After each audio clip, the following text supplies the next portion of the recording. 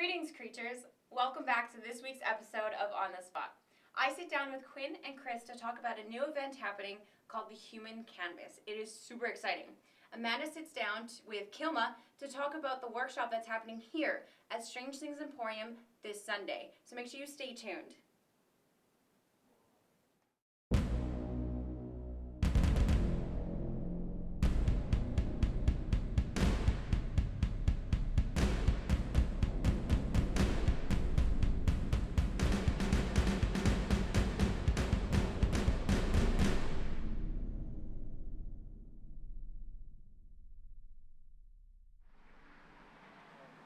I'm here with Kilma, popular local DJ, who also writes for the Digital DJ Tips, The Passionate DJ, and Decoded, while throwing workshops for branding and marketing for DJs and business owners alike. So there's only 24 hours in a day. How do you do it all? I guess I just can't binge watch Pretty Little Liars. I have to actually spend time on my passion. You have to do things. Yeah, be productive. Okay, so then what is the workshop gonna cover? Right, so this particular workshop is called Common Mistakes and Easy Fixes in Branding and Marketing. And that's exactly what we're going to cover. The common mistakes that a lot of people make when they are trying to brand and market themselves. When I think of branding and marketing, I get very scared. Yeah. And I'm just like, oh my God. And then like, if I had symbols over my head, it'd be like question mark, X, X, X, X, X. So then how, do you have like a platform that you kind of help people navigate through those barriers? Yeah, absolutely. Actually, this particular class has nice little bite-sized pieces of one of my bigger workshops that I dive more into. So the bite-sized pieces that people can take home and start using today, a little less intimidating. And we talk about everything from the plan to the brand, creating a loyal fan base, and we kind of take that ickiness of the commercial branding and really tailor it to what you want your target demographic to be, to your authenticity, what your brand is going to be about, and really stay true to what your passion is, whether you are a DJ, photographer, yoga instructor, realtor. Yeah. Because it's hard. There's so much competition out there. So then who would most benefit from taking your workshop? So somebody that I think would really enjoy this workshop could be somebody that is just starting to brand themselves. Maybe they're an artist or a promoter and they're thinking about throwing parties and they're just not really sure what direction they're going to go.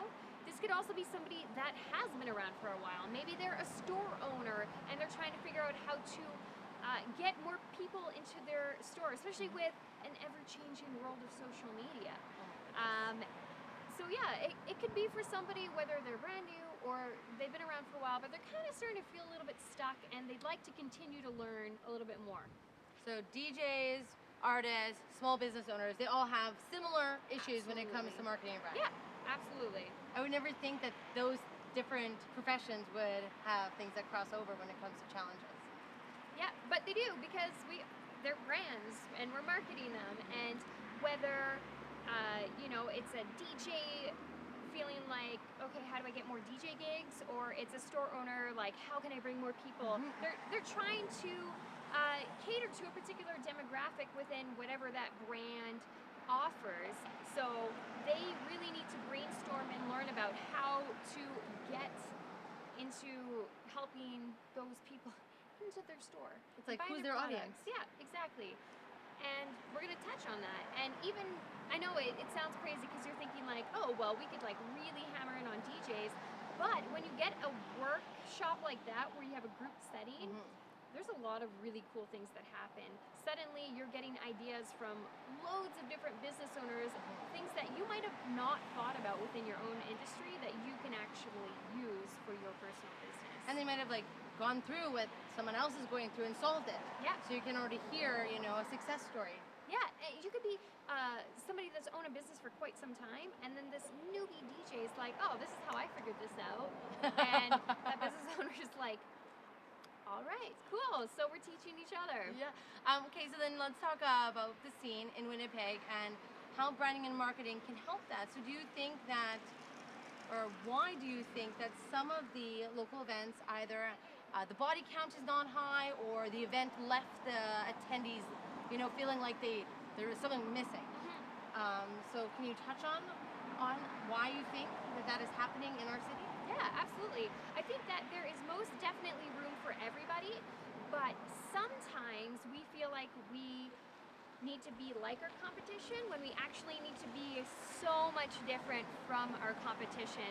That can range from promoters that, maybe you have a house and techno promoter trying to throw a night on the same weekend in the same venue as somebody else throwing the same kind of night. Now suddenly your demographic has to pick between the two shows, and that's why we're getting less attendance at shows, because people aren't typically going out 2 nights in a row for the same type of event at the same type of venue. So it's really important that you not only differentiate yourself, but learn how to work within your community. And okay, so hey, I'm having a show on this date. Do you have something coming up? I want to work with you to make sure that everybody benefits, because that's the thing. If I throw a party this weekend and you throw a party next weekend, and we find either different venues or different ways of promoting it, now suddenly we can both benefit. We can both bring in the same audience of people each weekend. We can both profit, and it's not tired either, right? As an attendee, as a party goer, it's different. It's not the same place, the same, I don't want to say set list, but the same vibes, the same decorations or lack thereof. It's fresh, it's special, and it's, as an attendee, you work hard for your money. So when you choose to go to an event, you're making that choice to go and spend your money, and you don't spend a little bit at an event, you go and you support the event. So I think keeping things fresh is not only a good thing for the promoters to make sure they have the attendance, but it gives the attendees something to look forward to. And actually getting feedback from the attendees, right? Like, these are people, they are paying your bills. Like, find out what they want. Exactly. I had one guy mention, one of the bars that he was going to, the owner wouldn't invest in limes. And he was like, look, I would come here and I would spend $60 easily if you spent $60 on a line, or 60 cents on a line. And the bar owner didn't want to do it, but guess what? Somebody else will, and they're gonna have a nicer venue, and maybe the promotion's a little bit nicer, and then suddenly you just lost a clientele over a lime, and your competitor just bought that guy a drink. So it sounds like there's a lot of politics, even in a little local scene. Yeah, absolutely. So then we have politics here in Winnipeg. We have politics in the world. Do you keep up with world politics or anything like that? Especially in the U.S. right now, it's kind of hard not to follow. It's a little terrifying. So what are your thoughts on the American election?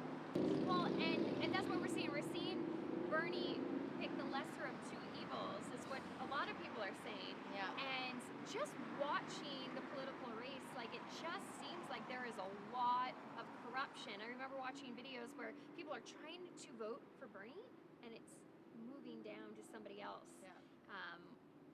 It's voter fraud is huge. It's huge.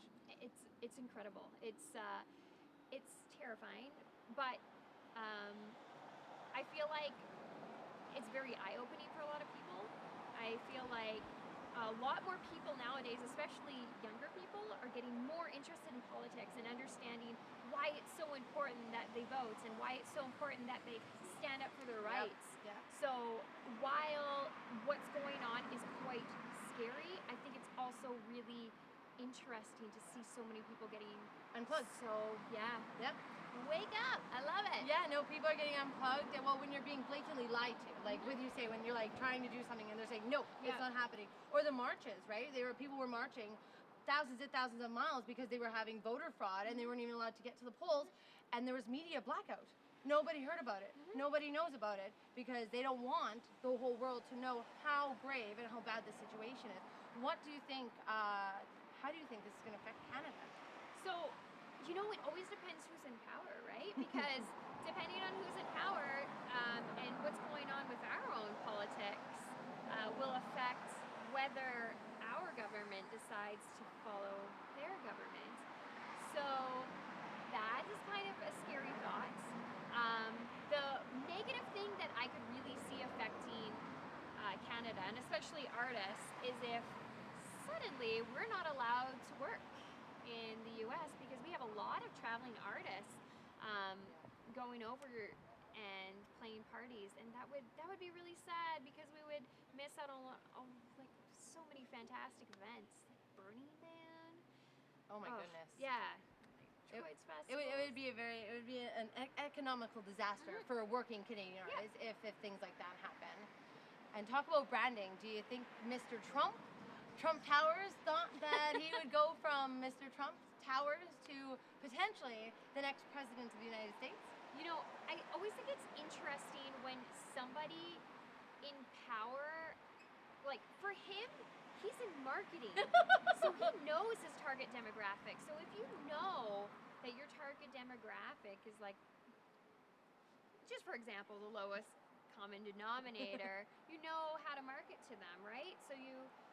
So when people are saying that, oh, well, you know, he's very honest. Well, you know what? There's bullies that are honest about how they feel about somebody. That doesn't mean I want that person in Well, they're right. power. Honesty sometimes is not the right thing to say. I just think that there are so many different ways that we can approach a situation, and when I'm watching political debates like that, I feel like those people often think there's only one way to deal with it, and it can be pretty scary. So do you think Mr. Trump could value coming to your branding common mistakes and easy fixes? I think he might take over the class like halfway through. He'd be like, So if I you have guys, more experience, so you're gonna listen to me now. so if you want to take Miss Kilma's workshop, just get in touch with her via Facebook or email. Yep, beats@kilmamusic.com.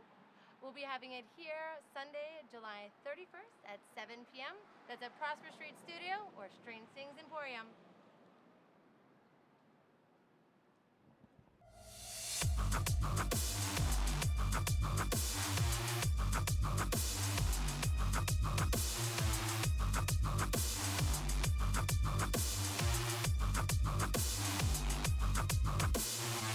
I have with me Quyen and Chris from the Human Canvas Show. How are you guys doing today? Good. Excellent. Awesome. Glad to hear it. So let's go straight into it. Where did the origins of the Human Canvas Show start? Well, firstly, Holly, she started an event that focused on live painting and graffiti art on bodies. Unfortunately, she moved away, and I decided, hey, you know, I kind of want to carry on her legacy, and decided to do so and created the Human Canvas Collective. Awesome. Yeah. Sounds exciting. So, Chris, when did you first start getting into graffiti art? I'd probably say 1993. It was a huge thing in skateboarding back then, so it trickled down to my heart. Awesome. How have you evolved from then? Well, I started off primarily like bombing trains and doing walls and hitting up garbage cans and stuff like that, and then just people started asking for stuff on canvas, so I dropped the cans, picked up a brush, got some canvas, and started painting canvases. That's awesome. Sweet. So obviously at the show there's going to be lots of great artists and artwork. What else can people expect from the Human Canvas Show? It's going to be a lot of a networking opportunity, because basically what Human Canvas Collective is going to be a way for artists to do live paintings and mostly collaborate and network with each other. So it's going to be a lot of socialization, a lot of, you know, input, a lot of dealing with the common spectators, you know, as well, so people can really see and know how the process works. We're also promoting a bunch of really good local businesses, and also some great music too. You know, the Downtown Biz is behind us, and you know, a lot of local companies too. I would have to say the networking is like 100% like right there with this show. Like doing the other shows in the past and stuff like that, I met so many great models, so many great other artists and stuff like that.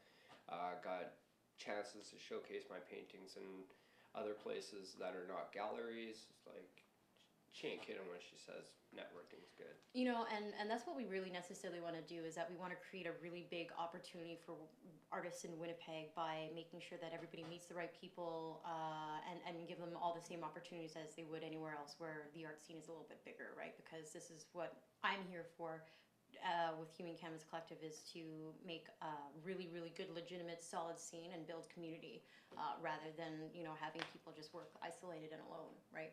So Chris, Definitely. how do you prepare for a show like this? How do you prepare for a show like this? That is quite the loaded question, because you can't really prepare for a show like this.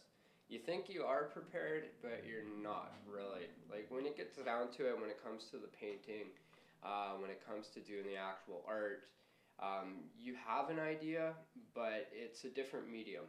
You know what I mean? Like, it's different from spray paint, it's different from acrylic paint, oil paint. You're using latex, you're using markers, you're working with the body and stuff like that. You don't really know how your piece is going to turn out. And plus, come on, there's a crowd of like how many people watching you? They're You know always what I mean? judging you. They're always They're judging you. They're always. Always. But yeah, and you just try not to get caught up in the party that much, because you need to focus on your art first.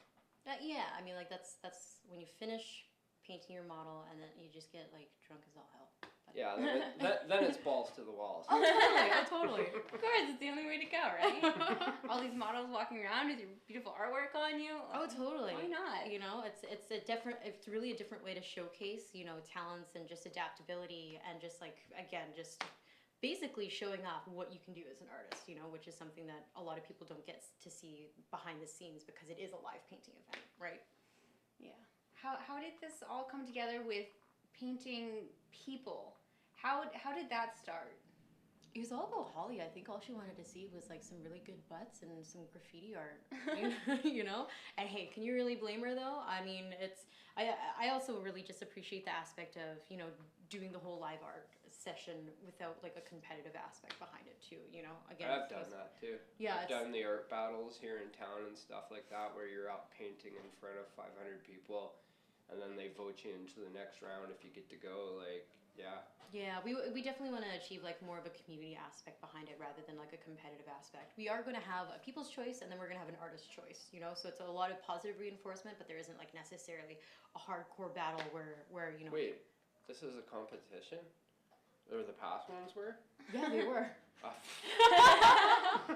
Yeah. So, but that's kind of nipped in the bud, though. You know what I mean? Like with our sponsors, we still want to make sure that that they get spoken for as well, and yeah, they want to give out some prizes to some talented people. That's awesome. Yeah. Nice.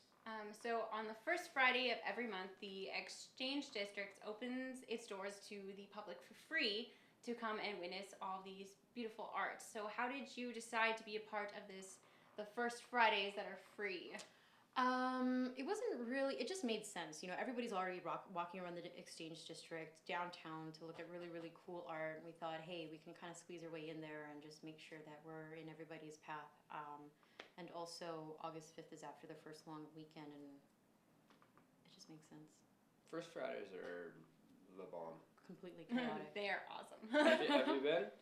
I haven't been, but We'll take you out one time. Yes. It'll be great. It'll Yeah. be great. yes, I will come with you guys this time. We'll get really sloppy. Can I It's say so sloppy good. on camera? Yes, you can. It's so good. Like she said, like all galleries open up. Everybody can just walk in, check out like an opening and stuff like that. Mostly with openings, there's wine and cheese and stuff like that. And it's another great like networking thing. Like you cannot get past like First Fridays without meeting somebody that's gonna help Oh, you. absolutely. And the back alley drinking is pretty cool too. Yeah, crushing cans in the alley, man. It's a Winnipeg style. I love it. I love it. You guys have. They're gonna take me on one of these adventures. I have to. Oh, come. totally. And they even have maps. Well, the thing is, Perfect. we can document that too. You want to follow us around for our First Fridays? I'm serious. You know. Can everyone go to the show and watch and be part of it? It's August 5th. Yeah, starts at 7 p.m. Come down and check out some live painting. Awesome. Fun times. Fun times. And one last question for you, Chris. Yeah. Where can people find more of your artwork? On other people's walls. I don't know. I don't really got a website or whatever. He's got an Instagram. Instagram's probably the best to see what I got. Check out Mr. Runt. That's my Instagram. And All lowercase, no spaces. all lowercase, no spaces. MRRUNT. Yeah. Yep. It's all over. Why do I know that better than you do? Because you're such a great friend, right? I'm apparently a boss. Because But anyway, boss. I just upload the images and that's it. Nice. Well, thank you guys for stopping down. Well, I thanks can't for wait. having us. It's been a pleasure. I can't wait for you guys to take me around these First Fridays with funny faces. So make sure you guys go to the show, the Human Canvas Show. Or else. Or else. I'll show up at your door and deliver you a pizza.